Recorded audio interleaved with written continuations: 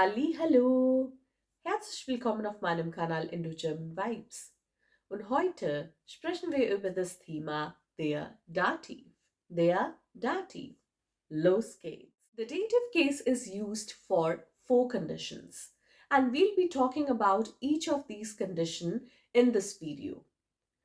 Der Dativ wird für vier Situationen verwendet und ich werde über jede dieser Situationen in diesem Video sprechen. First condition. The dative case is used to represent the indirect object in a sentence. Die erste Situation. Der Dativ wird benutzt, ein indirektes Objekt in einem Satz zu bezeichnen. Let's quickly revise the topic of subject and the object first. Talking about the subject, subject is the person who is doing the activity, who is doing something.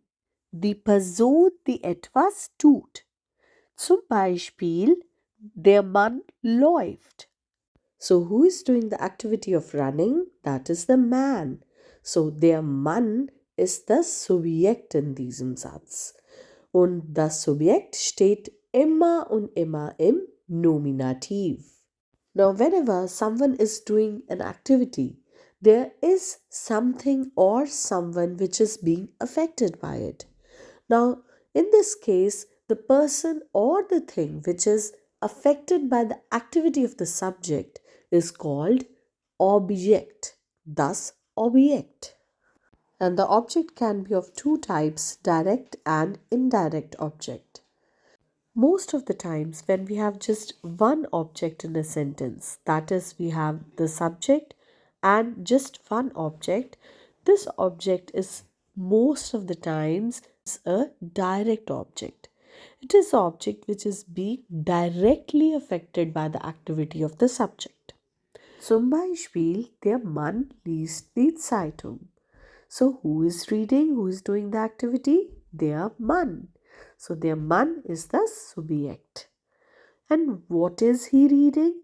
What is the thing which is being directly affected by his reading? That is a newspaper, die Zeitung. So, die Zeitung ist das direkte Objekt in diesem Satz. Und das direkte Objekt steht meistens im Akkusativ. Meistens im Akkusativ. But sometimes we may have two objects in a sentence in addition to a subject. So in this case, the second object is an indirect object. For example, der Mann gibt der Frau den Schlüssel. So in this case, who is doing the action? Der Mann. So der Mann who is giving the key to the lady is the subject of the sentence. Now, what is the thing which is being directly affected by the action? That is the key. The man is taking the key and giving it to the lady. So, the key, der Schlüssel, is the direct object. And the lady who is the recipient of the key is the indirect object because she is being indirectly affected by the action of the man through the key. Yeah. The indirect object is most of the times the recipient or the receiver of the direct object. Und das indirekte Objekt steht meistens im Dativ und ist meistens eine Person, ein Mensch. The second condition. The second condition when we use the dative case is when there is a particular preposition in the sentence. There are certain prepositions which only and only require the dative case. So whenever they come in a sentence, the noun which is behind them, it always comes in the dative case. And these prepositions are called dative prepositions. Die zweite Situation. Die zweite Situation, wenn man den Dativ benutzt, ist, wenn es eine bestimmte Präposition in einem Satz gibt. Es gibt bestimmte Präpositionen, die nur Dativ verlangen, die nur Dativ brauchen. Ja? Und diese Präposition nennen wir Dativpräpositionen. Und wann eine solche Dativpräposition vor einem Nomen steht, dann benutzen wir immer Dativ für diesen Nomen. Ja? Now, which are these dative prepositions? Aus, seit, mit, nach, zu, ab, von, bei. Now let's see a few examples of this. Der Junge spielt mit dem Spielzeugauto. So here in this sentence we have just two nouns. The first one is der Junge, the boy, and the second one, das Spielzeugauto. As told earlier in the video, when we have a subject and just one object in a sentence, most of the times the object is an accusative case. But here we have the dative preposition mit, which is in front of the object Spielzeugauto. And remember, whenever we have a dative preposition staying in front of an object, it is always going to overrule all other rules and makes the object to be in dative case. Another example, nach der Arbeit kaufe ich ein. So in this sentence, the subject is ich and die Arbeit is the object. And here too, because of the dative preposition nach, all other rules are overruled and the noun die Arbeit is declinated to dative der Arbeit. The third condition. The third condition when we use the dative case is when we have a dative verb in a sentence. So, just like the dative prepositions, there are also certain verbs which only require dative case. So, whenever such verbs come in a sentence, they always and always require a dative object. Die dritte Situation. Die dritte Situation, wenn man den Dativ verwendet, ist, wenn ein bestimmtes Verb in einem Satz vorkommt. Es gibt bestimmte Verben, die wie Dativpräpositionen nur Dativ verlangen.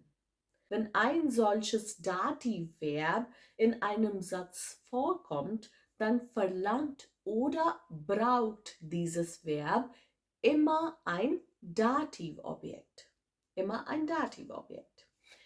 Now let's learn the most important dative verbs. Gratulieren, schmecken, gefallen, helfen, gehören, danken, antworten, glauben und vertrauen. Let's see a few examples of this. Die Kinder vertrauen ihrer Mutter. In this sentence, again, we have two nouns. Die Kinder, which is the subject. Mutter is the object in this sentence. Now, I've already discussed when we have just one object besides a subject in the sentence, this object mostly comes in the accusative case. But here we have the dative verb. This verb overrules all other rules and demands the object to be in dative case. So, whenever we have such dative verb in the sentence, it's going to overpower all the rules and have a dative object in spite of just one object in the sentence. The next example is Der Lehrer hilft dem Schüler. So again we have the subject der Lehrer and the object der Schüler. And here too, because the verb is the dative verb, the object is going to come in dative case. So that's why der Schüler becomes dem Schüler in Dativ. The fourth condition. The fourth condition in which we use the dative case is when we describe the position of a stationary thing. Very, very important, the stationary thing. Immer wenn wir die Position oder die Lage von einem stationären Objekt oder Sache beschreiben möchten, dann benutzen wir Dativ.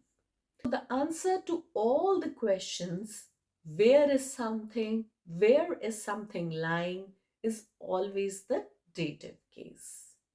Also, die Antwort einer Frage, wo ist etwas oder wo liegt etwas?